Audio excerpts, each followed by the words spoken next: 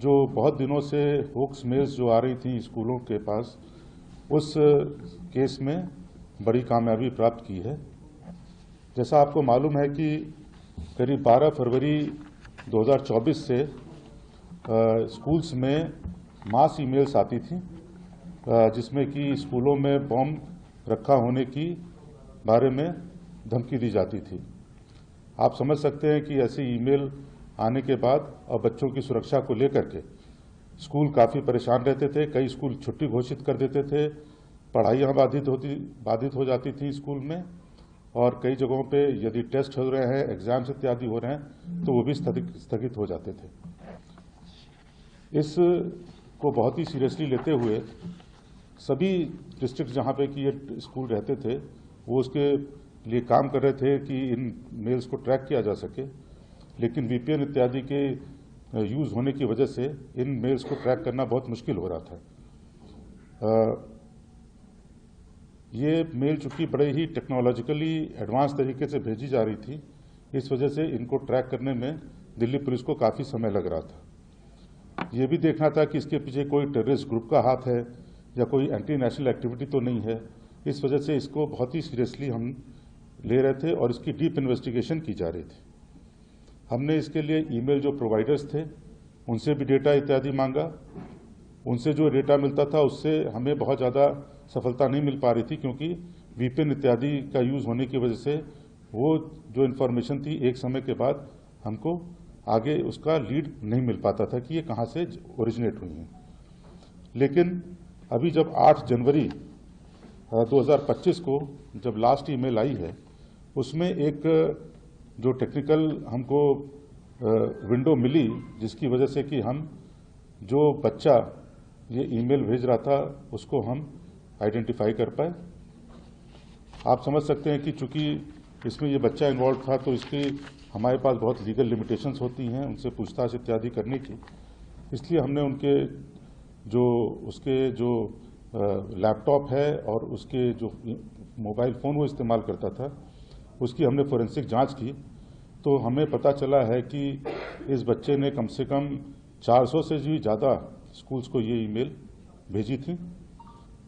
हम ये भी देखना चाहते थे कि एक बच्चा अकेला ये कैसे अपने आप अंजाम दे सकता है इस तरह के जो पूरे प्रकरण को।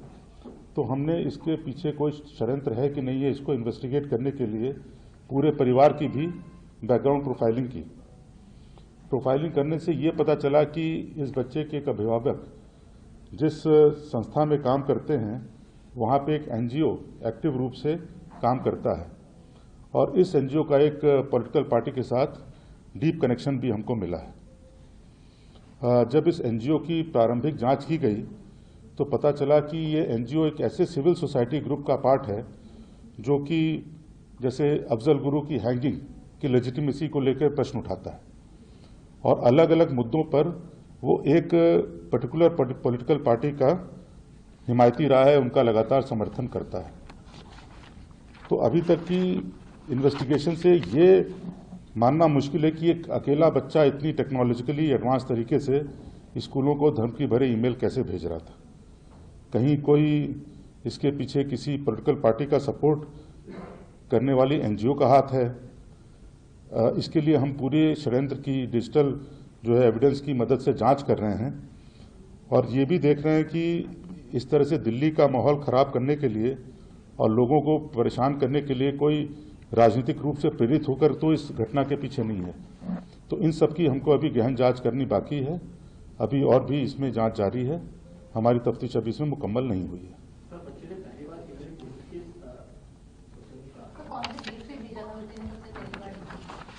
जी, पहले जो ईमेल मैंने आपको बताया था कि 8 फरवरी की जो थी ईमेल, वो हमको लगता है कि वो भी इनके पास इसी बच्चे ने भेजी थी, उसका हमारे पास सबूत है। हालांकि अभी भी फोरेंसिक जांच चल रही है और अभी इसकी पुष्टि होनी बाकी है, लेकिन 1 मई की ईमेल ये हमें 100% मालूम है कि उसी ने भेजी थी। जी हाँ, पॉलिटिकल पार्टीज के कनेक्शन की आप जो बात कर रहे हैं, पहले एक सवाल पूरा पहले 1 मई NGO और पॉलिटिकल पार्टी पहले 1 मई सीक्वेंस वाइज होता है। जो एनजीओ और पॉलिटिकल पार्टी के कनेक्शन की आप बात कर रहे हैं, अफजल गुरु की फांसी के सवाल कांग्रेस ने उठाया, तो क्या ये कांग्रेस से एनजीओ रिलेटेड है? देखिए, मैं इसके बारे में अभी कोई एक्सप्लेनेशन नहीं देना चाहता हूं। मैं बस आपको इतना बता रहा हूं कि एक पर्टिकुलर पार्टी से इनका हमको संपर्क मिला है और इसके बारे में अभी जांच हमारी जारी है। वो एक एनजीओ में जाते थे तो क्या बच्चा भी साथ में एनजीओ के लोगों से मिलता जुलता था? क्या वो लोग घर आते थे? किस तरीके का रिलेशन? ये जो कनेक्शन है, ये अभी भी हम इसको लगातार अभी इन्वेस्टिगेट कर रहे हैं। इसके बारे में पूरी तरह से निश्चित तरीके से हम आपको अभी नहीं बता पाएंगे। अभी हमने केवल प्रारंभिक जांच, जैसा मैंने पहले बताया था कि प्रारंभिक जांच की है, जिसमें हमको ये कनेक्शन मिला है। Since you are not naming the NGO, now you are naming the political party. Have you found any kind of funding to the NGO, and whether the political party was funding the NGO? What have you found so far regarding the funding of this particular NGO? As I told you earlier, that these are only the preliminary examination that we have done into the role of that particular NGO. How the NGO and the political party were linked up financially, like? As I told you that on social media, this particular NGO has been supporting the political party on various issues. It has been known to follow their lines, their stated lines.